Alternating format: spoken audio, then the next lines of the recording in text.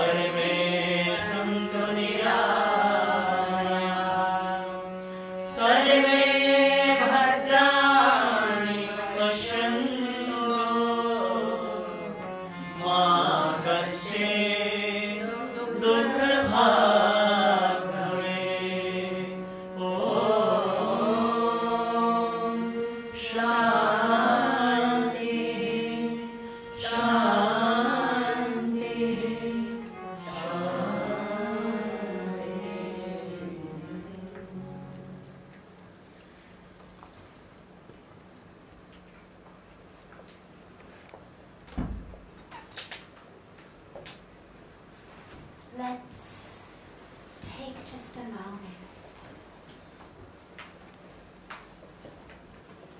and allow your eyes to close gently from top to bottom.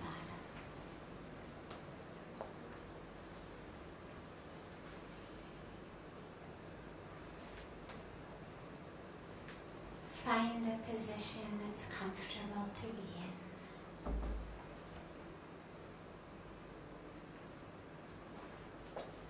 And a position in which the breath flows freely.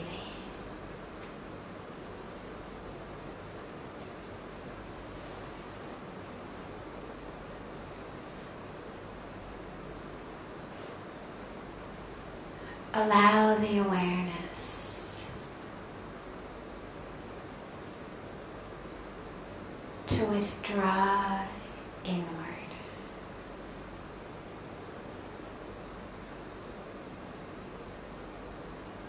Become acutely aware, vividly aware of the inner world.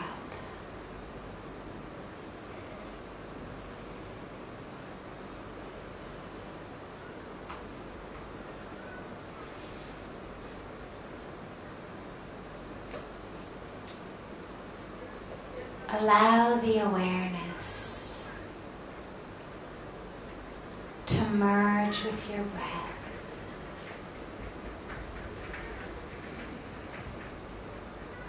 Don't force it. Just allow the awareness to merge with it. And as you inhale and exhale,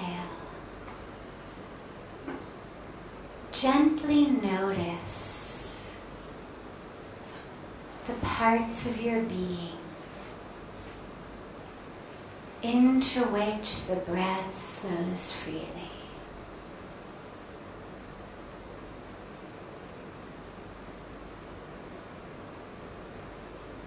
And the parts to which it doesn't seem to flow.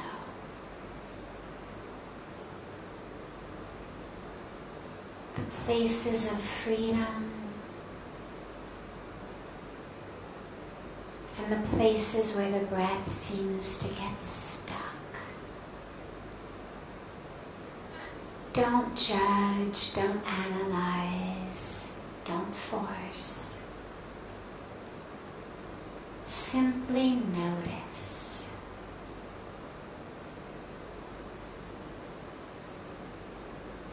Where is the breath flowing?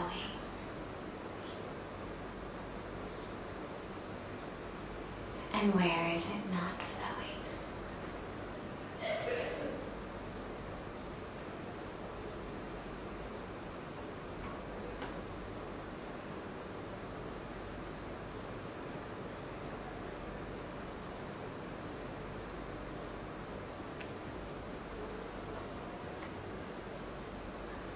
Allow the awareness to stay with the breath, but to shift to the very lowest abdomen, to the place just a few inches below your navel, below your belly button. Bring the awareness there with the breath.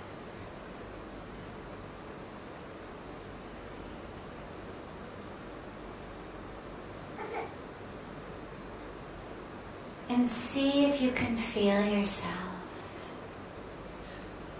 taking your breath from this place.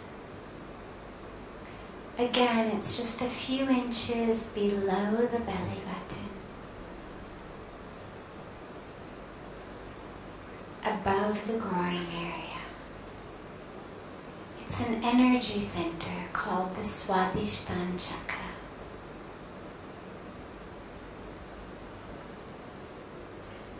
Allow the awareness to merge with your breath there.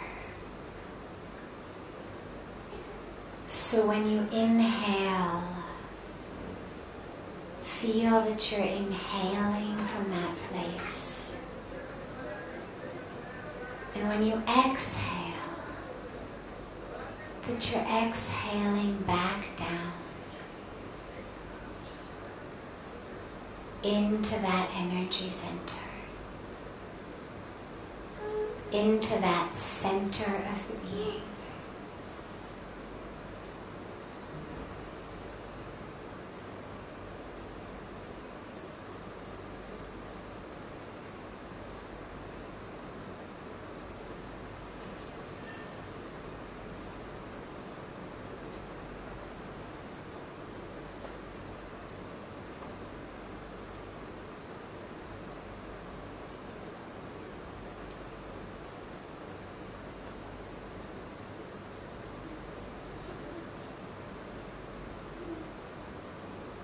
From your next inhalation, as you inhale, feel as though you're carrying the breath upwards from that Swadhisthana chakra. Carry the breath as you inhale.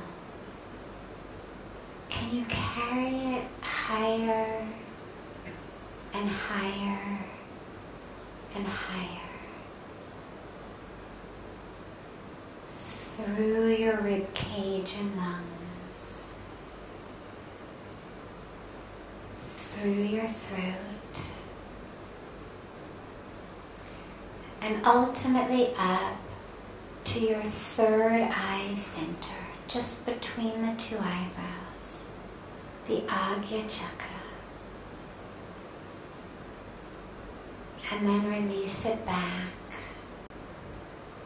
gently down, back to the Swadhisthana chakra. For the next few moments, at your own pace, just feel yourself carrying that breath. Don't force it, don't push it. As high as you can go, even if it's just to the lungs. As high as you can go. And then let it go back.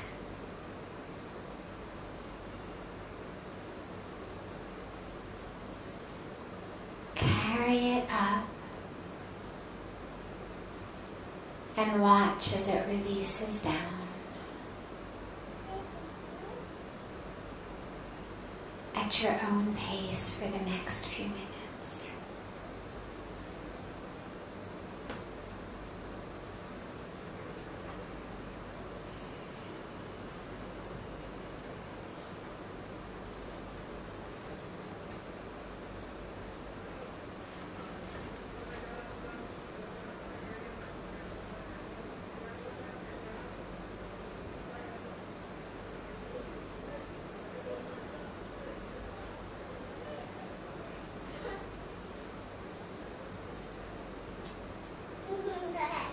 If thoughts come, sensations come, don't worry about them. Don't try to fight them away.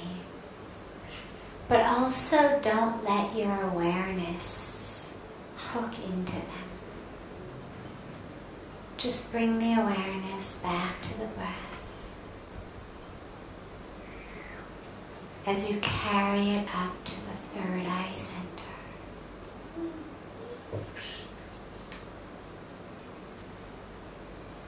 And allow it to drop down back into the center of the being.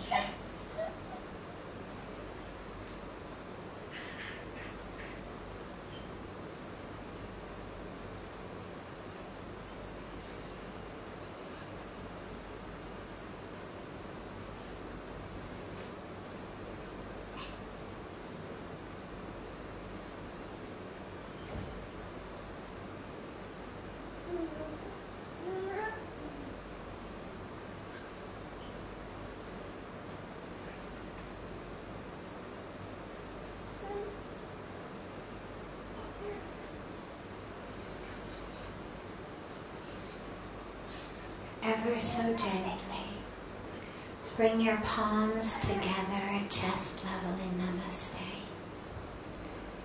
And gently rub the palms of your hands against each other.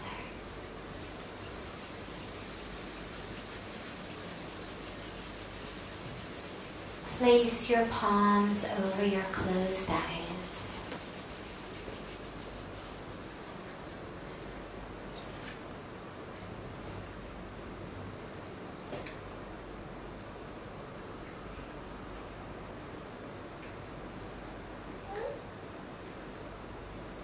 Open your eyes gently into the palms of your hands.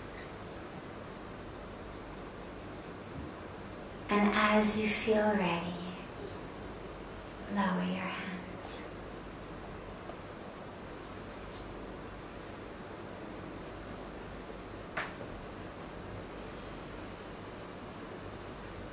Welcome to satsang, everyone. I'll begin, as always, with a question that has come in advance, and then we'll open it up to any questions that anyone here may have. What are the roots or causes of ignorance that lead to people forgetting who they are? Can all ignorance be overcome?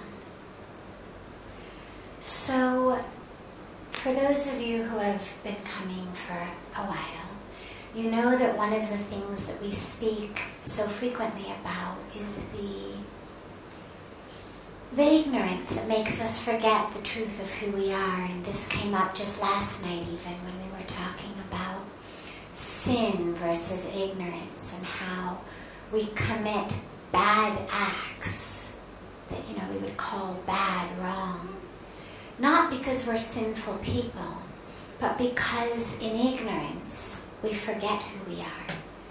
We forget the divinity of who we are. And so in acting out of the illusory identification with the body,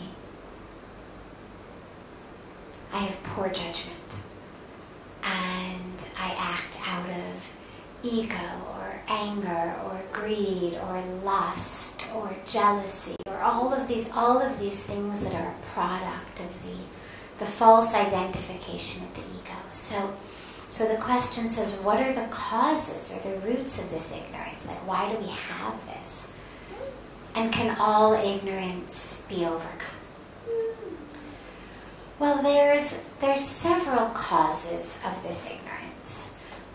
None of them is our fault.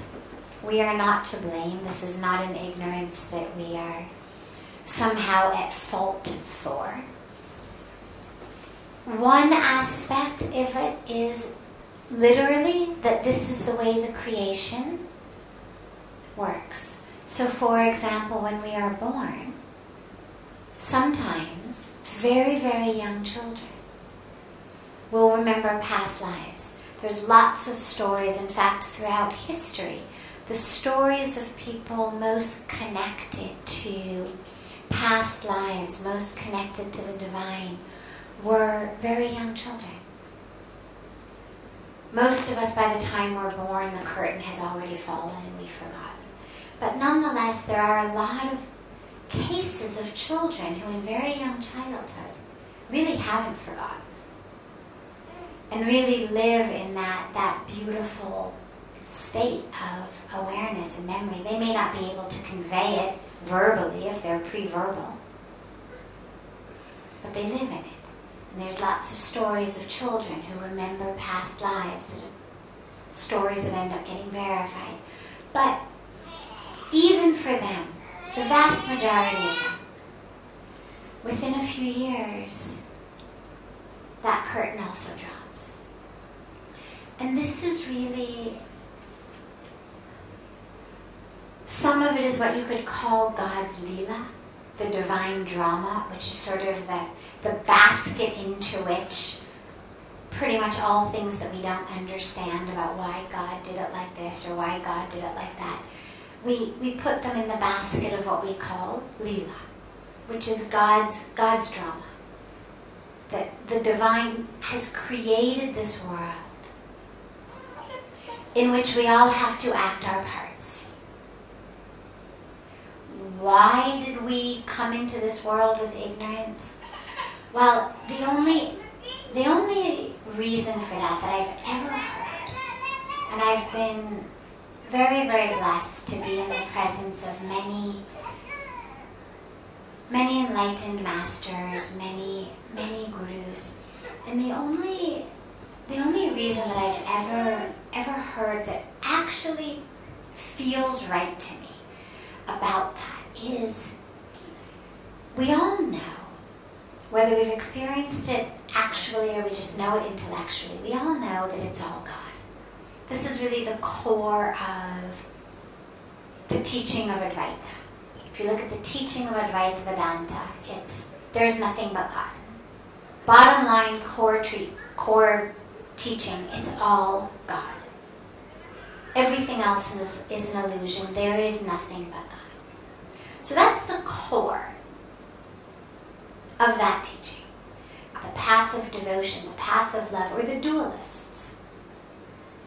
Those for whom there is a lover and a beloved, a devotee and God. Now, here's the thing though. Even those who are on a path of devotion, even those who worship a God in the name and form, whether it's Krishna, whether it's Ram, whether it's Shiva, whether it's the Divine Mother, whatever form it may be of an infinite number of possibilities, on the deepest and highest level, they also know it's all God. They know that God isn't actually living just in this statue or just in this image. They know that. They know on the highest level God is everywhere, God is in me. But being in love feels really good. There is a joy of being in love. That joy of coming back together, the joy of two becomes one, is such that according to this philosophy of why God has created us like this, why has God made us forget, that it's so that God experiences through us that joy of two becoming one. That through our forgetting and then slowly re-remembering as we come on a spiritual path, through our illusion of separation and then coming back into the truth of oneness, that experience of coming back together in love is so beautiful and is so powerful that in order to have that experience, we have been given a veil of forgetfulness. So that's the philosophy of why did we forget in the first place, from the deepest spiritual level that I've heard that feels the most right. Yes, this is a drama, but the idea that somehow it's a meaningless drama doesn't feel right to me. It doesn't make sense. It's not in alignment with my experience. If it's God who's created it, there must be a meaning behind it. There must be a reason. Clearly, God doesn't play just the way children play in a sandbox. So if we're talking about the divine play, it's going to be play with a purpose, play with a meaning. And that meaning is for us to re-remember who we are and ultimately come back. So that in that moment of coming back, there is that experience of love and reunion. It's the same thing in a lot of people's relationships that makes couples create drama and conflict where really there was no need for drama or conflict. Just because on subconscious level, things had gotten kind of stale and boring in the relationship, and if there's a big fight, well, then we make up. And the making up is so much fun that there's a lot of couples where you'll note there's an unconscious sort of creating of conflict just to do something to stir up what feels like boredom in the relationship. Because when there's conflict, then we eventually make up. So, in a similar way, to experience that making up, that coming back together, we've been given a veil of forgetfulness. So that's the core spiritual cause of ignorance. But we also have a lot of much more specific societal causes.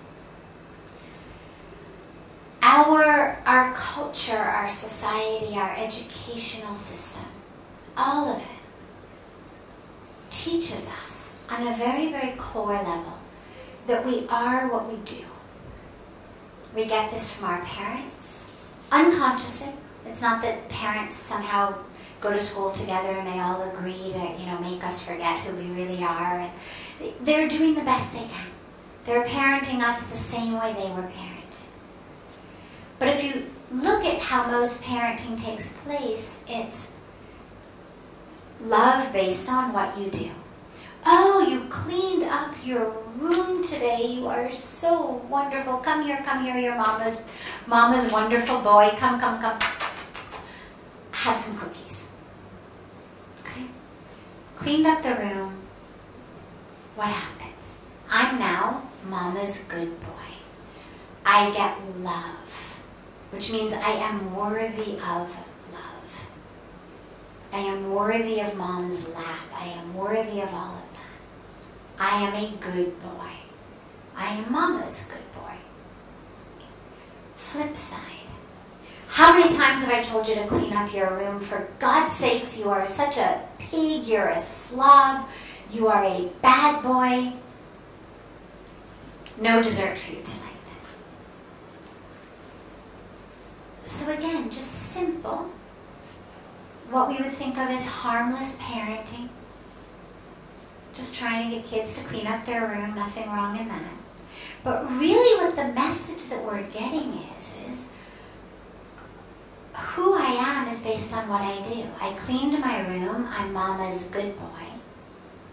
I didn't clean my room, I'm a pig, I'm a slob, I'm a bad boy. Case number 1, I am someone who is worthy of love. Case number 2, I am someone who is not worthy of love. Now, as I grow, of course, I may not necessarily always clean my room, but the core message that I absolutely know and have internalized is who I am is based on what I do. And so whether I succeed, don't succeed, thrive, don't thrive, people please, don't people please, the actual identity of who I am is based on all those things. I'm a conformist, I'm a rebel, I'm a good employee, I'm a bad employee, I'm the smart one, I'm the stupid one. All of these are identities that we give ourselves based on feedback the world gives us about not who we are, but what we do. Based on what we do, we get feedback. First from our parents, our society, our culture, maybe an extended family, teachers in school, and ultimately the whole greater society. And we internalize that identity. And so if most of us look at all of the different words that we use to identify ourselves, we're all going to have dozens of them. They'll be slightly different. But most of us are going to have either good or bad, worthy, unworthy, stupid, smart, success, failure.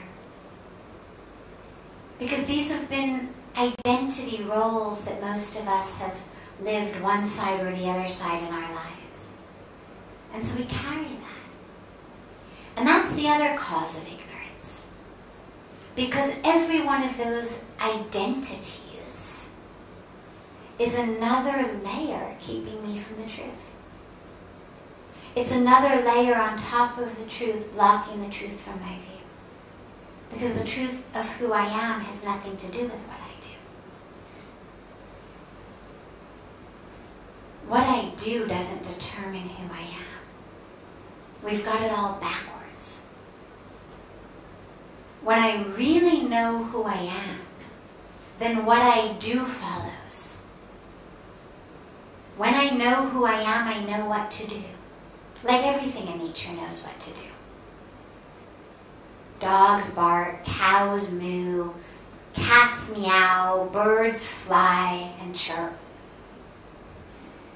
Cats climb trees. Dogs don't climb trees. Birds jump off roofs. Dogs don't jump off roofs. They all know who they are. And so they know what to do. Nocturnal animals stay awake all night. Non-nocturnal animals sleep in the night. They each eat their own food.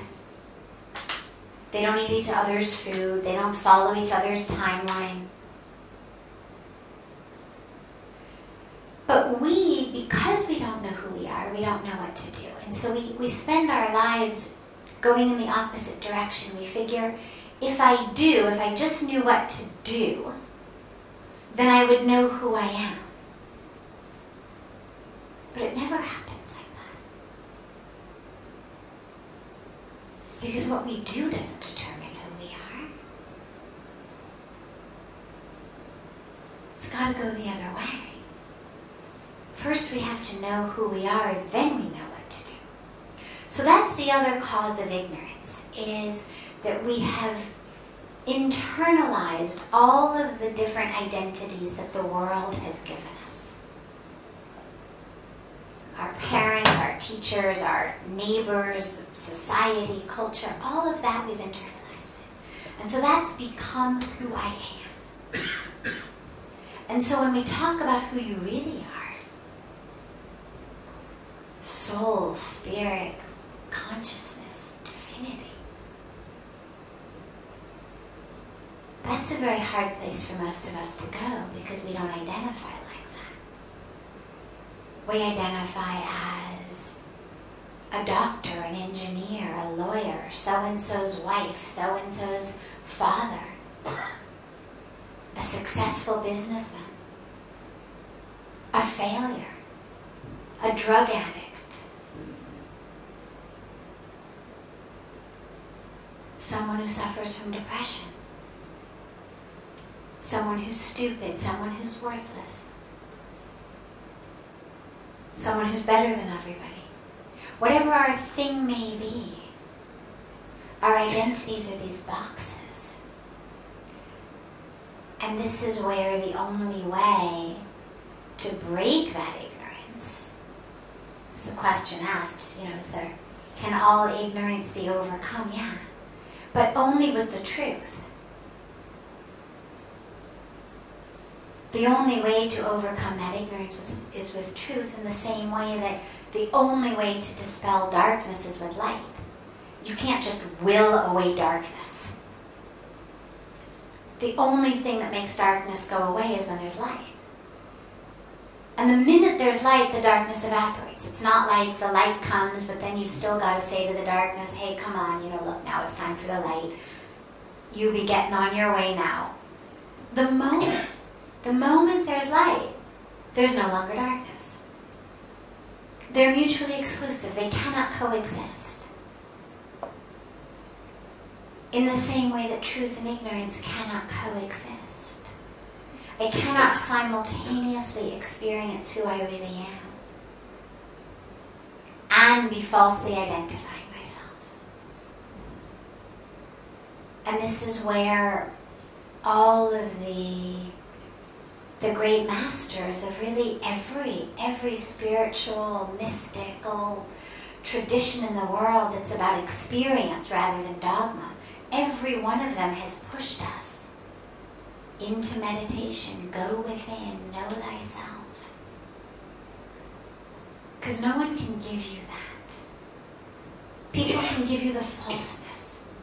People can give you you're stupid, you're worthless, you're beautiful, you're perfect, you're amazing, people can give you that.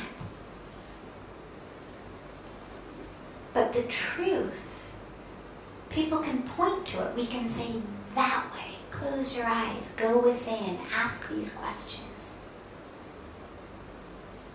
But ultimately, that experience is one that only you can have.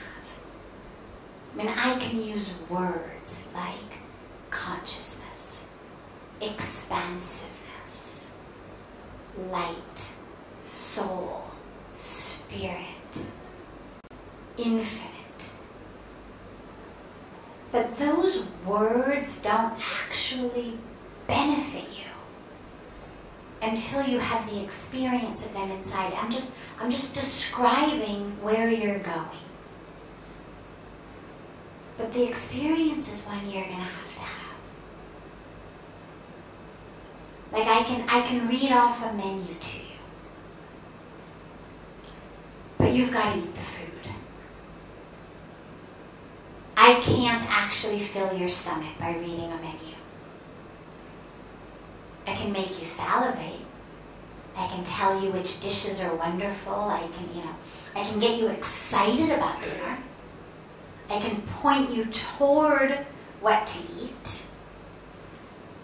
I can make it sound so wonderful that you want to just rush there right now.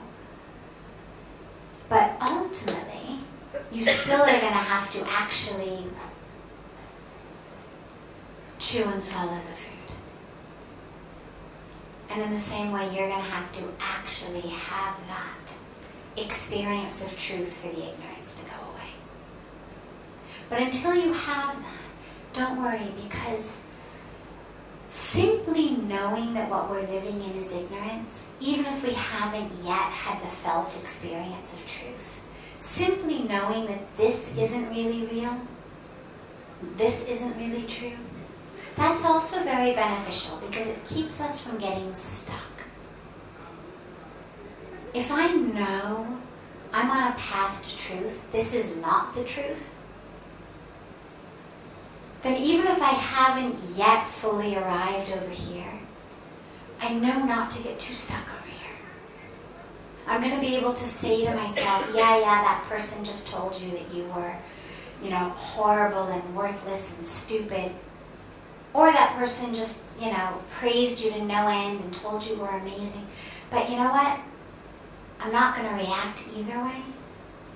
I'm neither going to feel horrible about myself nor great about myself. Because I'm neither of those things. Neither am I the stupid, horrible, worthless one. Nor am I the fantastic, amazing, worthy one. I just am. I just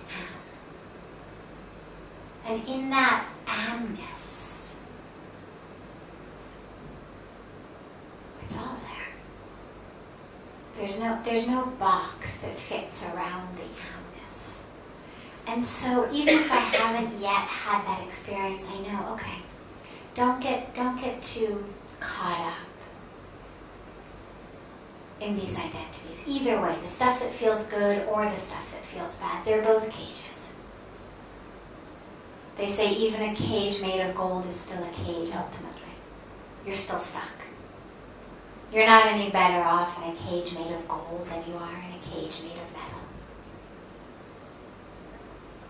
And so the positive identities are really just that cage made of gold. Yeah, it feels better than the cage made of metal. But ultimately we're stuck both ways. And the goal is to get free of either of those. To realize I just am. And to sit in that. And in that the rest comes. But we each have to do that for ourselves. So along the way, just keep remembering what you're not. You're not the way that the world reacts to you. You're not your religion, you're not your culture, you're not your sexual orientation, you're not your age, you're none of those things. You just are. In an infinite isness.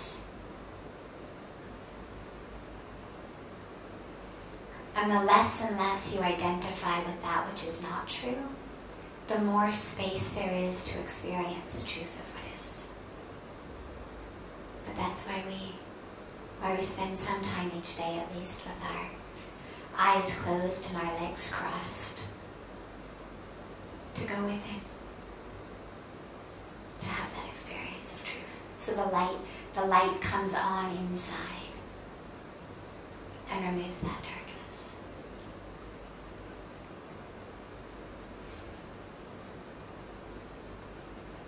Before taking any of the other questions that we have that have come in advance, I'm happy to open it up to any questions that anyone here may have.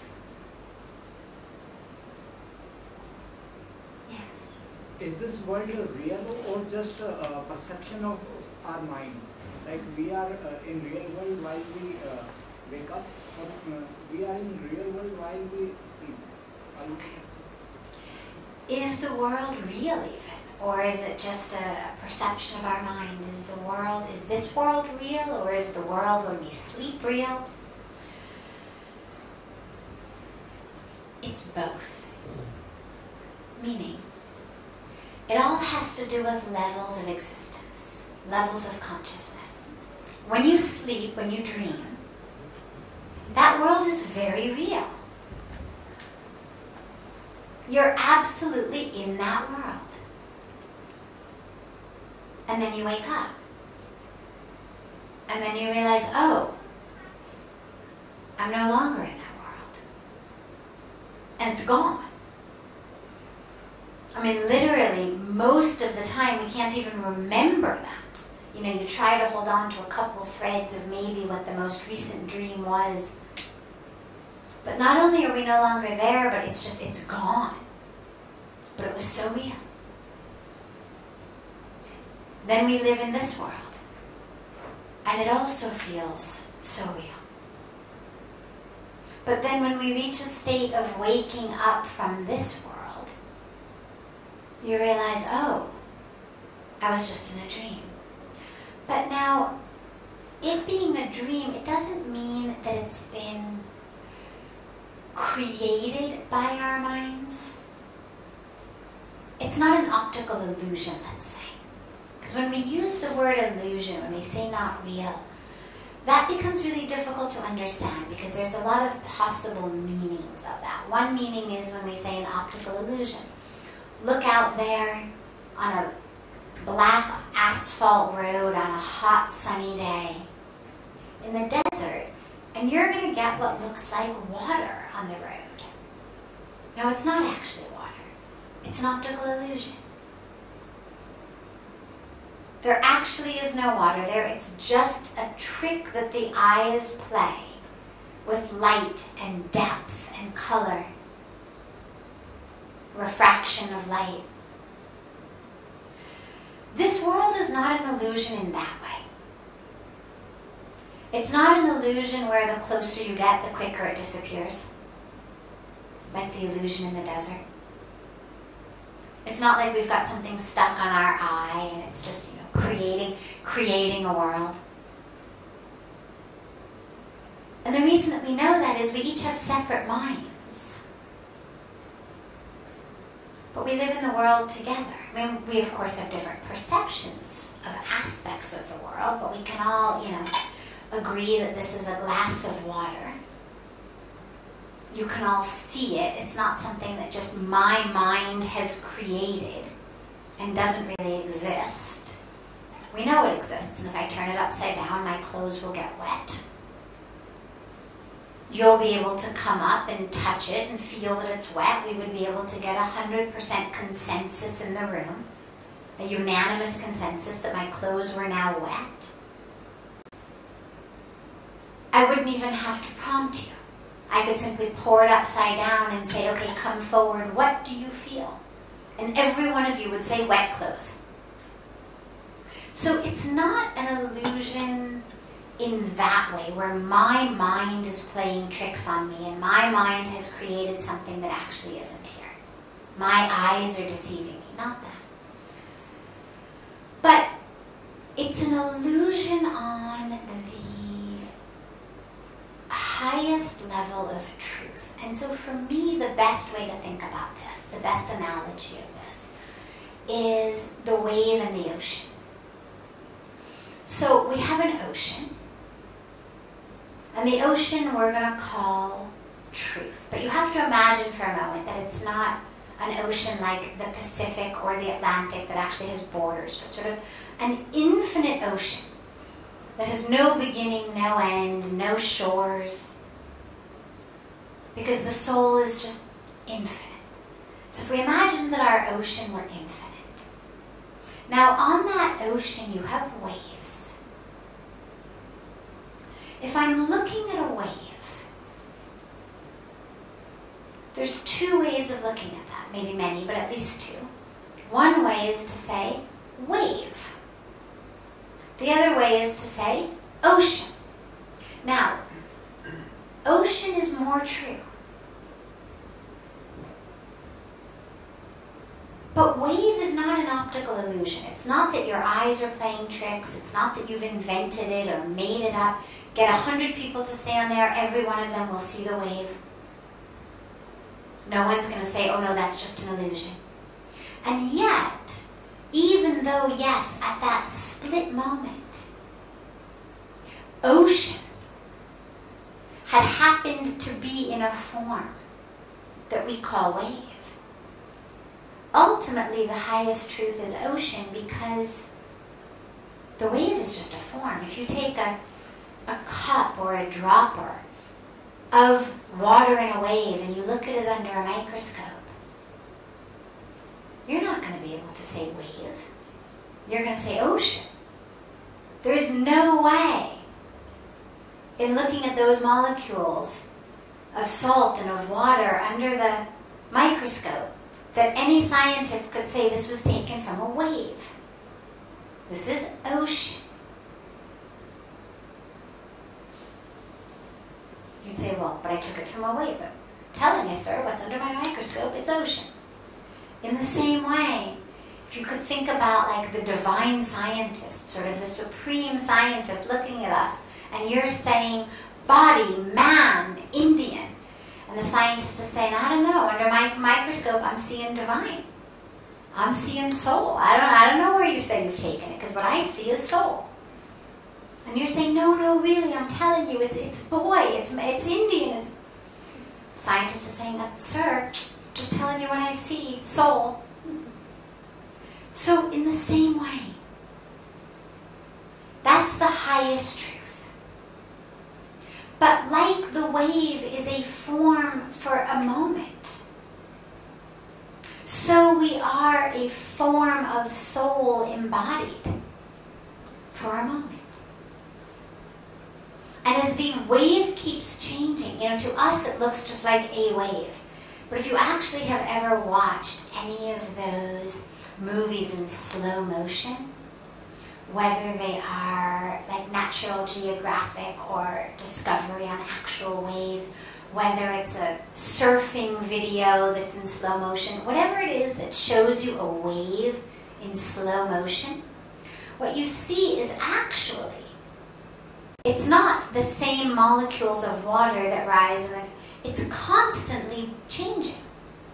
Water from the ocean is constantly coming into the wave. Water from the wave is constantly going back into the ocean. So even if you did a freeze frame of the wave for a split second, it would be different the next split second, and different the next split second, even though all of these you'd say wave, wave, wave. In the same way, your body is changing every split second. You look at it in the mirror, it looks basically the same. You know, a whole bunch of years go by, you say, oh my God, how did I get so old? But on a day-to-day basis, you look pretty much the same. But the truth is, if we looked at you microscopically, like if we look at a wave in slow motion, you would actually see skin cells literally falling off as you walk around the world.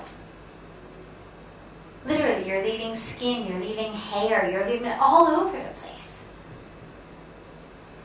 We're literally constantly, really, this is how, it's how forensics works. We literally are leaving ourselves everywhere. And getting new ones as we walk around. Our skin is regenerating, our hair is growing. We're sloughing off constantly. So that's the form. It's not an illusion any more than the wave is an illusion. But it's also not the highest truth. The highest truth is ocean. Thich Nhat Hanh, who's a very, very beautiful Buddhist sage, teacher, says enlightenment is when the wave realizes it's the ocean. Enlightenment is when the wave realizes it's the ocean. So the same is for us. Enlightenment is when we, the wave, realize we are soul, ocean. Doesn't mean the wave is false, or that we are false. We're just very short. There isn't really a you that you could grab hold of and say, yeah, this. Because the minute you grab a hold of a handful of wave water, it's changed already.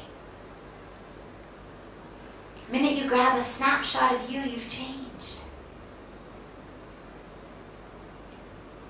So that's what's constantly changing. It's light, it's form, it's energy. Constant motion, constant change. That which is real is that which is unchanging, which is soul, ocean. Waves come and go, but ocean stays. So that's what we mean by the highest truth is soul. And that the rest is an illusion. Not the trick of the eyes, but just the shallowness of the vision that we have. Like our eyes are literally closed while we sleep and dream. These two eyes. So we're literally inventing the world in our head. As we move through this world, these eyes are open, but our third eye is closed. And so we're seeing, inventing the world out here with these two eyes. Different level, different stage than what we invented with these eyes closed. But ultimately the goal is, instead of just seeing through these eyes, to be able to see with the third eye. That's the divine eye. That's the eye that shows us the truth. That's why we meditate on the Agya Chakra, to awaken it. It's the energy center of discrimination. Literally. Not discrimination like black and white, but discrimination as in truth and falsehood. So the falsehood of our identity as this very fleeting, very transitory physical vessel versus the truth of our eternal existence as the unchanging soul.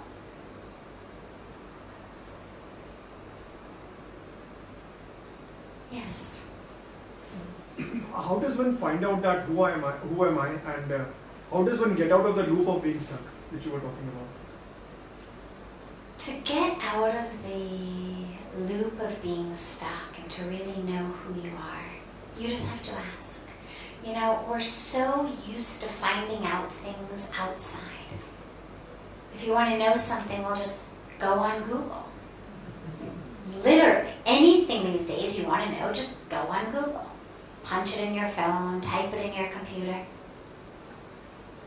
If you're not so much of a computer person, open a book, go to the library, ask somebody. We're primed to look outside to find things out. And that's why we end up learning everything about the outer world and still not knowing who we are. The only way to know who you are is to stop looking outside and start looking inside.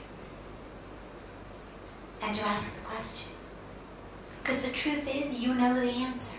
Who you are is you. If your goal were, how could I learn about Mars? You'd have to find yourself a good astronomer.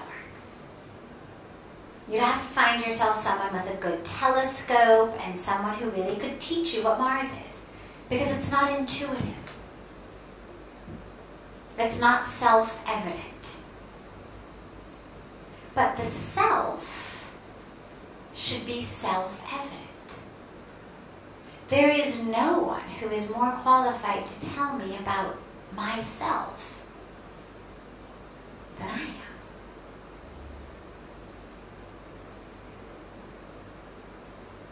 I just need to ask. I'm so used to asking everybody else, I've stopped asking myself. I've also been indoctrinated to believe that I can't trust myself. That's the other thing that our world has done, is it has taken away our trust of ourselves. Whether it's our parents saying to us, you know, do as I say, not as I do. Do it because I say so. Do it because I'm your parent and I know best. To our teachers who say, don't question, you know, sit down and shut up. Raise your hand before speaking. We spend the first many, many, many years of our life being told, don't trust yourself. Trust others. You don't know anything.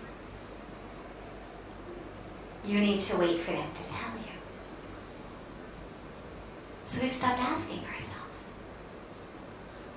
But who am I is something that can only be answered inside. Spend some time. Close your eyes. Find a quiet place. Dedicate 20-25 minutes, morning and evening. And just ask yourself, who am I? Who am I? Who am I? Let's see what comes. It's going to be a much clearer path than trying to find someone who's going to tell you who you are. Because even if they know and they can see it, it still doesn't benefit you.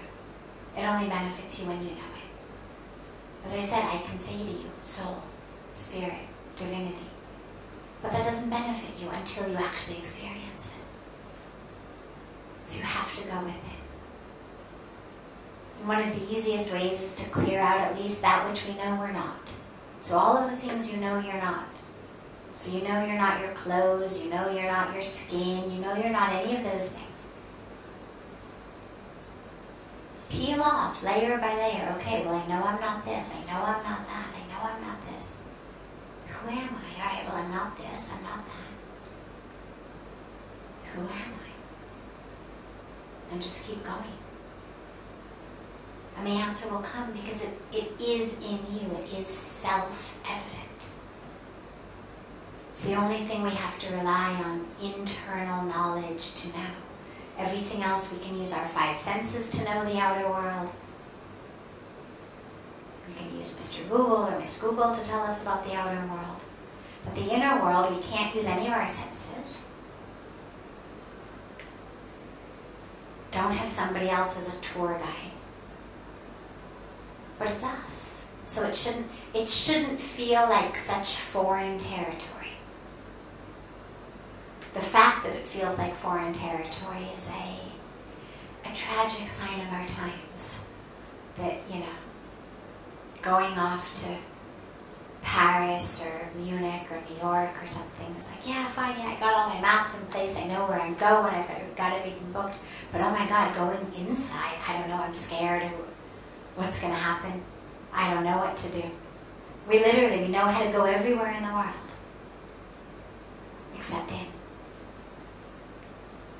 That's the territory that should feel the most familiar, but it actually feels the most foreign.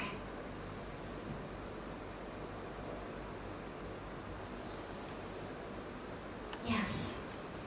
How would you range or scale that kind of being when you are in the morning or when you are in the evening, aware of who you are, and then enter into your day and following your attached, detached, non-attached state of actings while you follow a job, while you make a tennis match, while you meet someone? Yeah, it's... How's the ratio? Sure, so how we move through the world. Well, I wouldn't think of it so much as a ratio. I would think of it more as an actor playing a role. So, let's say you're an actor, and you play the role of a villain. So you get in your villain costume and you get your villain makeup put on and you've got your villain script and you get on the stage and you spend all day in rehearsals and performances. You are the villain. You do it very well. The crowd loves you, everybody applauds, and your co-workers say, oh, that was fantastic, best show ever. Your director loves you, producer loves you, everybody loves you.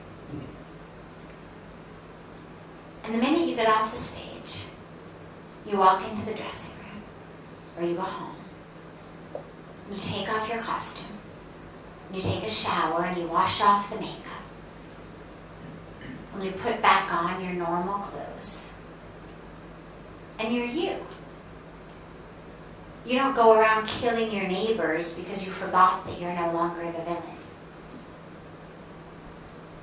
You understand that's my role, this is who I am. And even while you were playing it, you knew that that was who you were. You never would actually kill your coworker. You understand this knife is fake, the gun is fake, the blood is fake. You're never going to actually strangle and kill somebody. No matter how much in the role you get. I mean, in all our history of drama, we never hear of an actor who actually killed their co-actor because they got so in the role that they forgot they were only supposed to act. And so they actually killed the other person on stage. Never happens. Even in the part fully as the most believable actors and actresses in the world, they're enough aware of the fact that they are who they are playing the role that they're not going to kill the coworker, even if they're the villain. So, in the same way, when we have that experience of who we really are, yes, we go through the world, we play our roles. We play them well.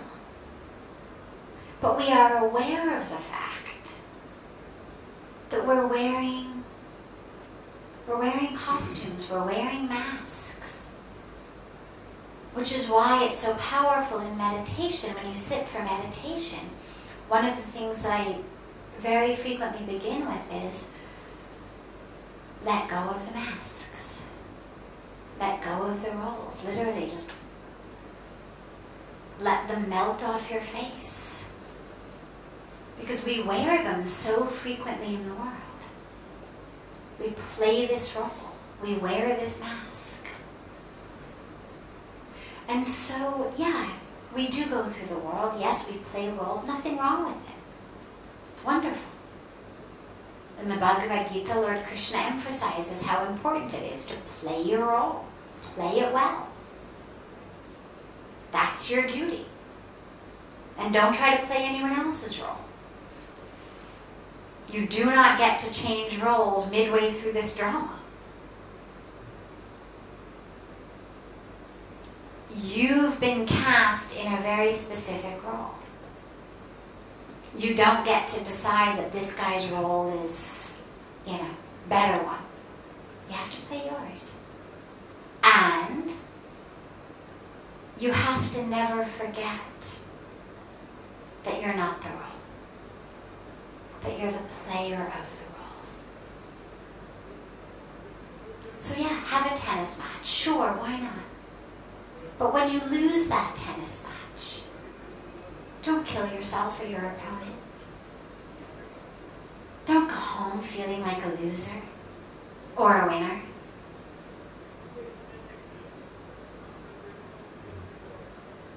Understand, it was play, it was wonderful.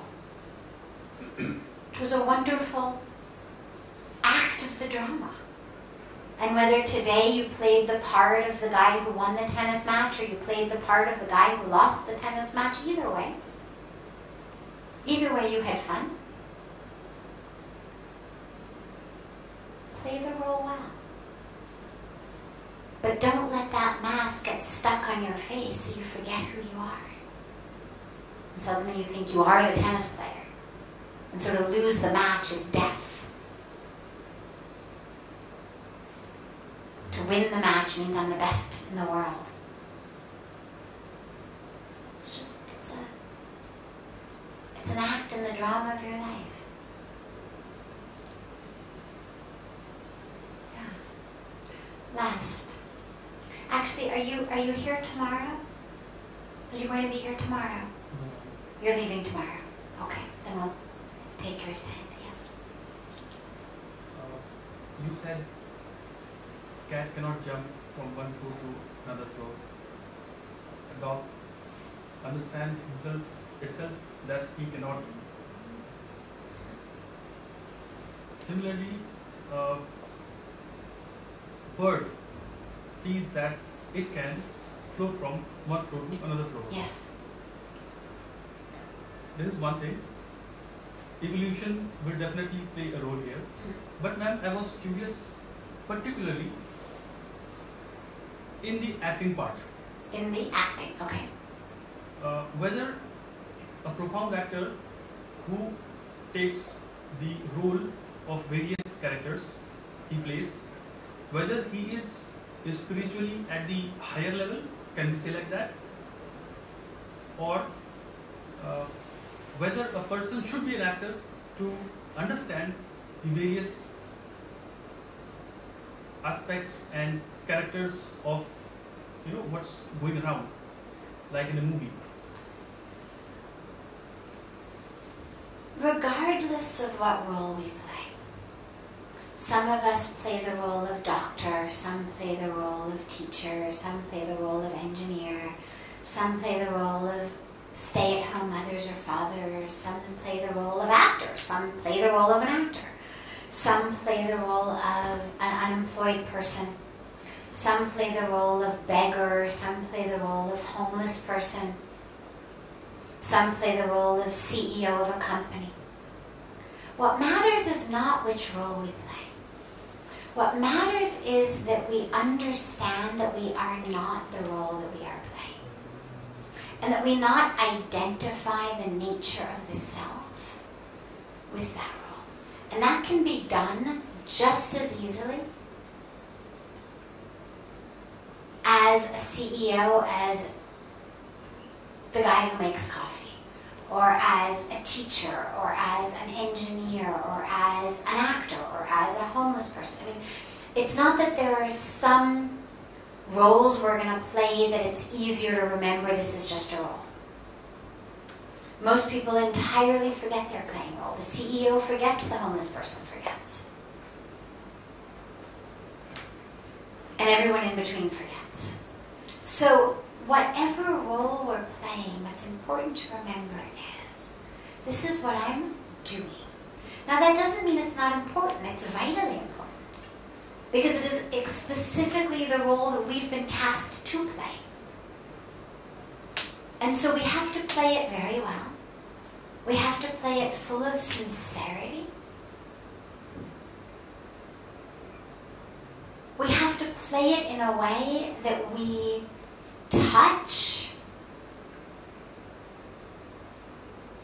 all of those, whether the other ones on the stage, those in the audience, whatever it is, all of those with whom our role interacts.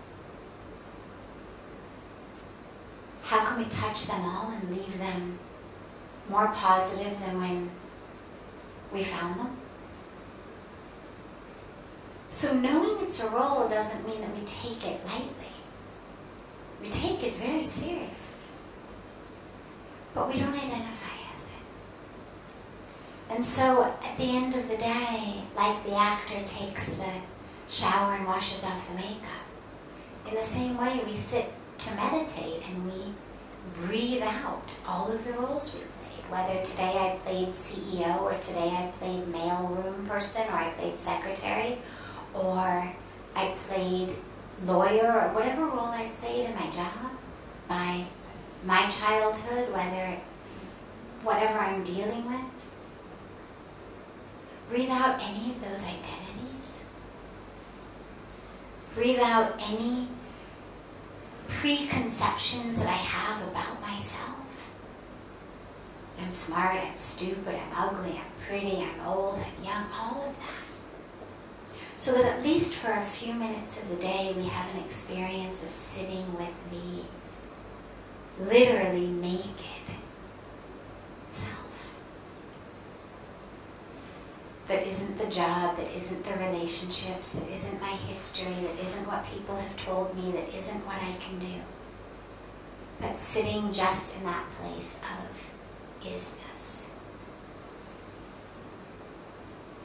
And then the next day, when I wake up in that state of isness, I very consciously put on my costume, put on my masks, and okay, I go out and I play mother, and I play wife, and I play boss, or I play employee, or I play stay-at-home mom, or whatever I'm playing.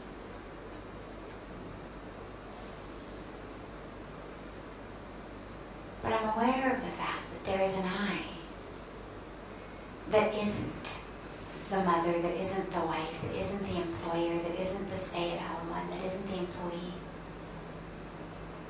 that just is.